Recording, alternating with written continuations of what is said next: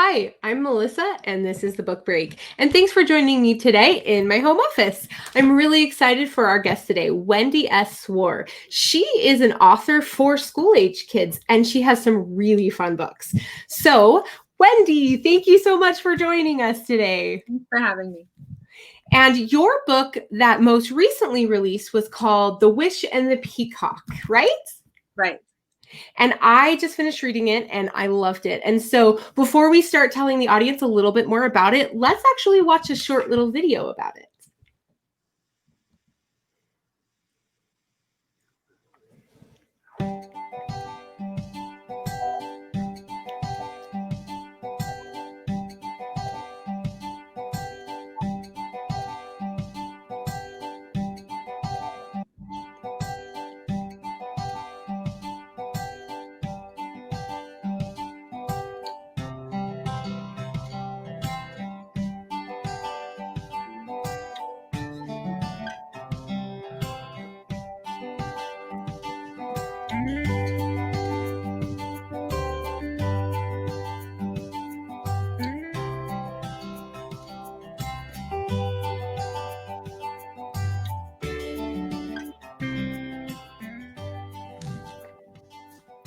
All right. So Wendy, I want you to tell us a little bit more about your book. Now, I know that you're coming to us right now from Idaho, and your book takes place in Idaho.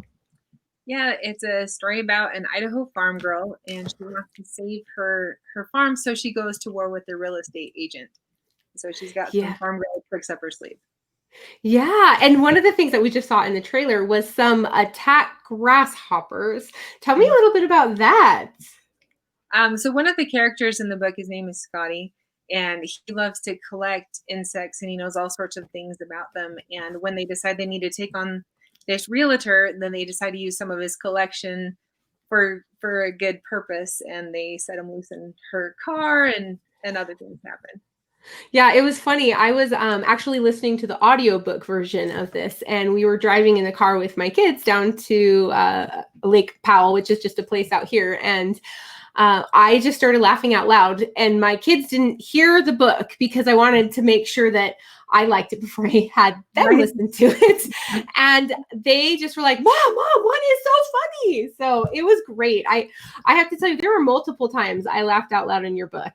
And tell us a little bit about how your own experiences played into the book.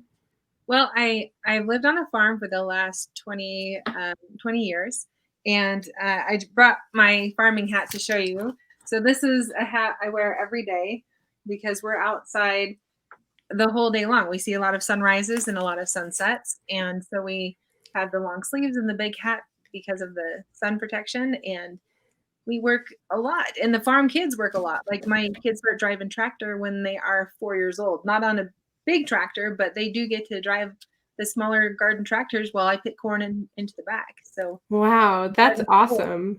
Yeah, I know when I was listening to the book and I heard that the main character Paige was talking about how she was driving the tractor, and she's I think 12 years old in the book, right?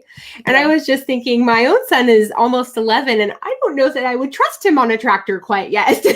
So, but I guess when you grow up, you're used to it really young. So that's really cool. Wide open fields, and you set a kid to just go on this dirt road, and they learn young. Then they're driving trucks and tractors and whatever, and they're doing it really young. As long as you have good supervision, then it's a fun experience for them. Yeah.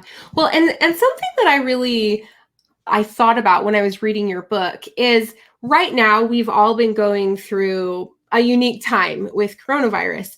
And Paige was seeing her world about to change, seeing that if her house was sold, that things wouldn't be the same. And it just made me think of the things that our own children are going through right now. They're all dealing with change that they maybe weren't expecting. So I think this is a really good book, and it's pretty timely for parents right now.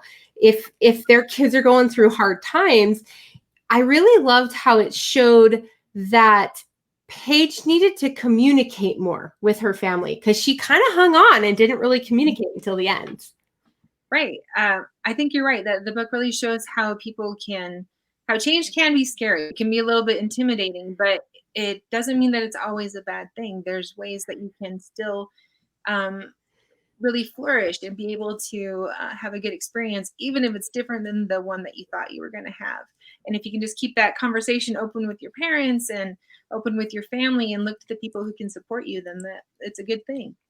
Absolutely. Well, I want to take a step backwards now for a minute. And your first debut novel was called A Monster Like Me. And that was also for school age kids and also based on some of your life experiences. So let's watch that video first, and then we'll talk a little bit more about it. Okay.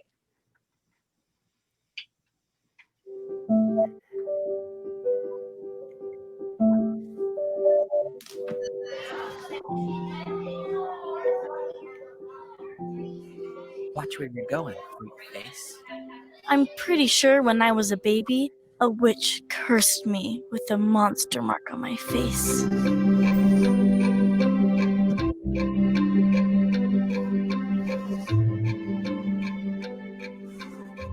It's not easy being a monster, but the curse helps me identify other monsters.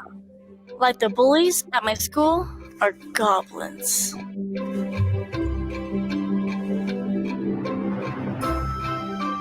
My best friend is a fairy.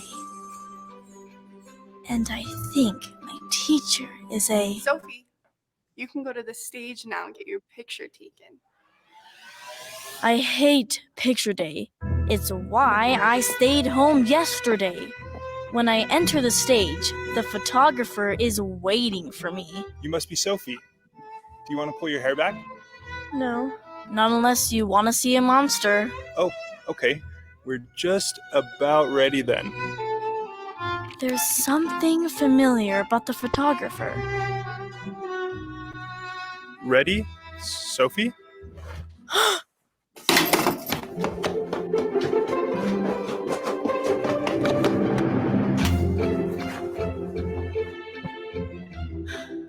If I'm going to be human again, it's going to take some magic and a very big wish.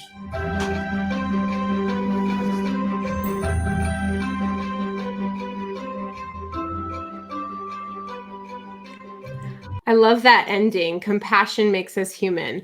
So this character in your story, tell us a little bit about her. What was going on her face? So Sophie has a hemangioma, which is something that I had when I was little. I had a blood tumor right here, and it stuck out kind of like a golf ball on the front of my head. And some people were very cool about it, and some other people were not. So there was a time when I was at the grocery store with my mom, and a lady with kids pointed at me and said, "Hey, look, kids, that kid doesn't need a costume for Halloween. She's already got one." Oh. And then my mom and the kids all laughed and walked off. And that's one of many different things when people chose not to be kind. And I thought, what if I believed them when they called me a monster? What if I believed the things they said? So Sophie has the big book of monsters. She believes monsters are real and that she is one. So wow.